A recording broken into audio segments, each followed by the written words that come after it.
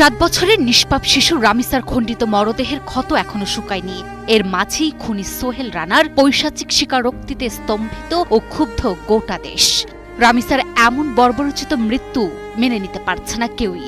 জনরোষের মুখে আর বিন্দুমাত্র সময় নষ্ট না করে এবার কঠোর অবস্থানে প্রশাসন। তদন্ত প্রতিবেদন জমা দেওয়ার জন্য বেঁধে দেওয়া হয়েছে মাত্র 7 দিনের সময়। বর্বরতার সব সীমা ছাড়িয়ে যাওয়া এই রামিসা কাণ্ডে আইন শৃঙ্খলা রক্ষাকারী বাহিনীর এমন নজিরবিহীন তৎপরতা সবার মনে আশার আলো সঞ্চার করেছে। জনমনে এখন একটাই প্রশ্ন, ন্যায় বিচারের দীর্ঘসূত্রতার চেনা বৃত্ত ভেঙে তবে কি রামিসা হত্যার মধ্য দিয়ে এক নজিরবিহীন দ্রুততম বিচার দেখবে বাংলাদেশ?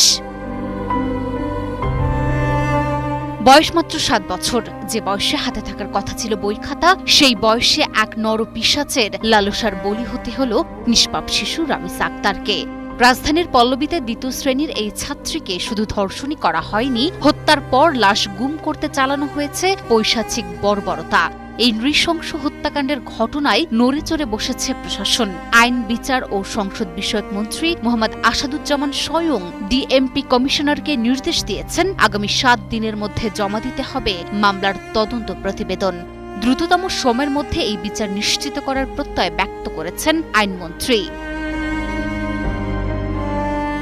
এদিকে আইনের হাত থেকে বাঁচতে পারেনি মূল নরপশু সোহেল রানা। তার জবানবন্দিতে উঠে আসে গা শিউরে ওঠা তথ্য।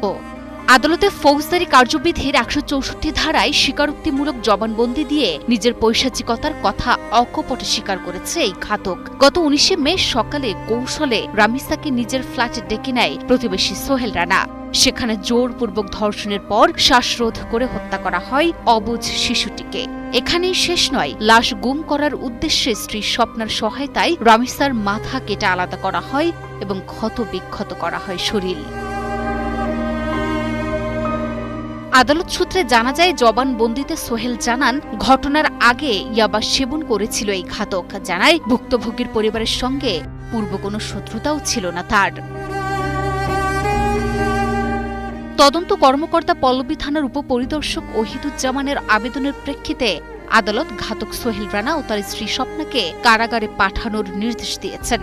রামিসার বাবার করা মামলায় এখন শুধুই ন্যায় বিচারের অপেক্ষা। একটি ফুটফুটে শিশুর এমন নৃশংস পরিণতিতে স্তম্ভিত গোটা সমাজ। এই হত্যাকাণ্ডে উত্তাল পুরো দেশ।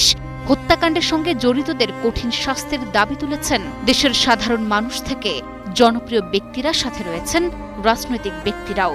এখন দেখার বিষয়, আইনমন্ত্রীর 7 দিনের আলটিমেটামের পর পুলিশ কত দ্রুত চার্জশিট দেয় এবং এই নরপশুদের দৃষ্টান্তমূলক ফাঁসি নিশ্চিত হয়।